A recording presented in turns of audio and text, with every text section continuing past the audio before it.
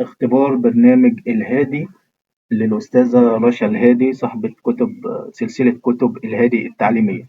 الأستاذة رشا طلبت مننا برنامج لتنظيم وإدارة الحسابات عندها. هي عندها مجموعة كتب الهادي التعليمية، فعندها أكتر من كتاب وبتتعامل مع أكتر من مطبعة، وبتطلع كتب لأكتر من مكتبة في كل محافظات مصر تقريبا.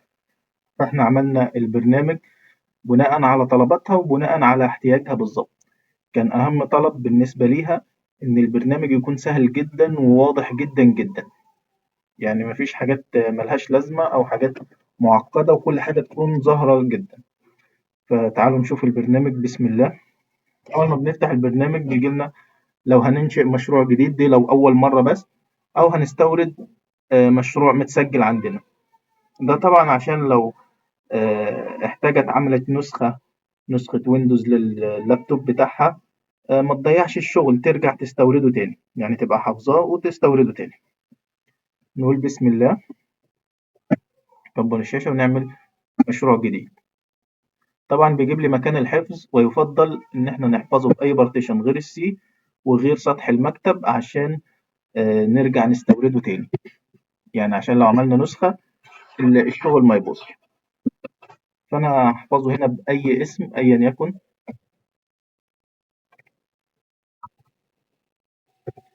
أي اسم مش هيفرق، عربي إنجليزي أرقام حروف أي حاجة.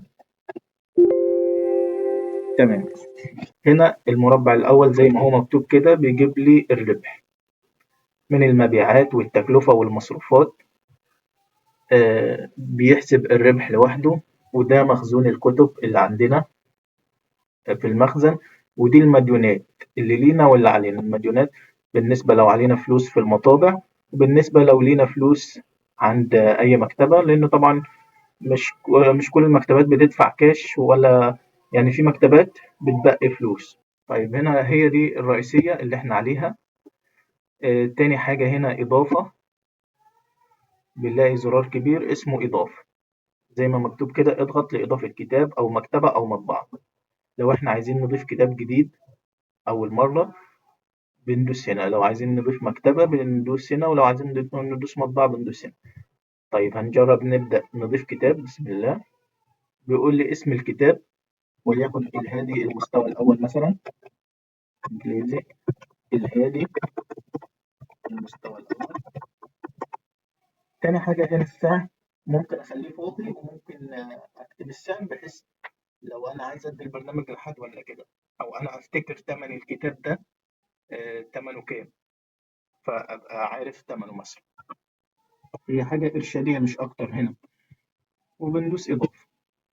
تمام، بيقول لي تمت إضافة الكتاب الهادي المستوى الأول بنجاح.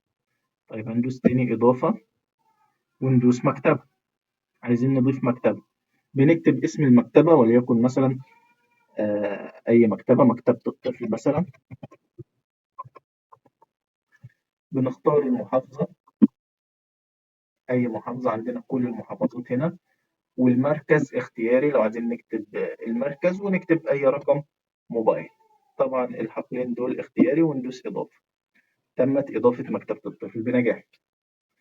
ندوس تاني إضافة. طبعا بنضيف عدد بقى الكتب اللي عندنا، ندوس إضافة كتاب تاني ونضيف الكتاب الأول والتاني، كل الكتب اللي عندنا، وكذلك المكتبات والمطابع برضو نفس القصة، مفيش فرق يعتبر. بنكتب هنا اسم المطبعة برضو وليكن مطبعة الهدى، وهنا رقم التليفون، وهنا العنوان اختياري برضو، وندوس إضافة. يبقى كده عرفنا اللسان الأول الرئيسية، والتاني إضافة، والتالت عمليات. طيب إيه عمليات ديت بقى؟ عمليات دي لو أنا عايز أبيع، أو عايز مثلا وارد، لو دوسنا على بيع هنا بيقول لي هتبيع بالتجزئة، يعني مثلا هتبيع كتاب كتابين لحد هيطلعوا المخزن، مش لمكتبة، مش عدد، أو هنبيع لمكتبة. وبعدين في وارد طباعة، يعني لو أنا طبعت 1000 نسخة مثلا أو حاجة من المطبعة. وفي مرتجع وفي تالف، وفي لو أنا عايز أضيف مصاريف طلعت، يعني أي عملية بنعملها من هنا. كل العمليات اللي هي محتاجاها، البيع والوارد من المطبعة والمرتجع والتالف حتى والمصاريف. طيب لو دوسنا بقى بالتجزئة، بيقول لي اسم الكتاب، وهنا بيظهر أسماء الكتب اللي إحنا ضايفينها. جاب لي الهادي المستوى الأول، جاب لي السعر لوحده 10 جنيه زي ما إحنا كنا ضايفينه. ممكن تغيره وتخليه مثلا 20، وزي ما قلنا سعر استرشادي مش أكتر. وهنا الكمية 2 مثلا، ولو عايزين نطلع بيع زائد فاتورة أو بيع بس، بيقول لي هنا الكمية أكبر من المخزون. مفيش مخزون من الكتاب الهادي، هتطلعه منين؟ فلازم تضيف للمخزون الأول. هنضيف للمخزون إزاي طيب؟ هندوس وارد طباعة. وارد طباعة بنختار المطبعة اللي احنا طبعنا فيها، وبنختار الكتاب. هنا نختار المطبعة اللي هو ده. الكمية مثلا 1000 نسخة، وتكلفة الطباعة مثلا وليكن الواحد 25 جنيه مثلا. فقال لي الإجمالي 1000 25 25,000 جنيه. طيب سعر البيع هنا برضه استرشادي، هنخليه مثلا 40. لو في مواصلات أو مصاريف إضافية ممكن نقدر نضيفها هنا.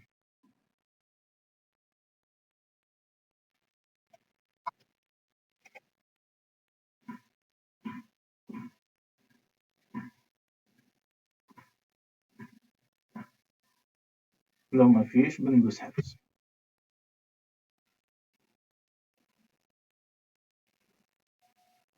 المصاريف هنا بنختار الفئة، فئة المصاريف مواصلات ولا أدوات مكتبية ولا صيانة ولا إيجار ولا رواتب ولا أخرى، وبندوس المبلغ وندوس مثلا أي ملاحظة وندوس حفظ. طبعا بقول رجاء اختيار الفئة، وده المرتجع هنا برضه لو عايزين نضيفه والتالف وكل حاجة. آخر حاجة في المهم برضه اللي هي العرض.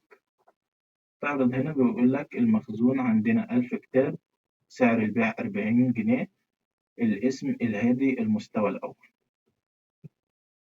المطابع اللي عندنا لو عايزين نعدل اسمها بندوس تعديل،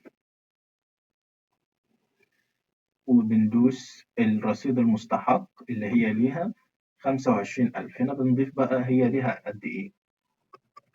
يعني إحنا دفعنا مثلا 1000، دفعنا 20,000، ممكن نقول إن هم ليهم 5000 بس،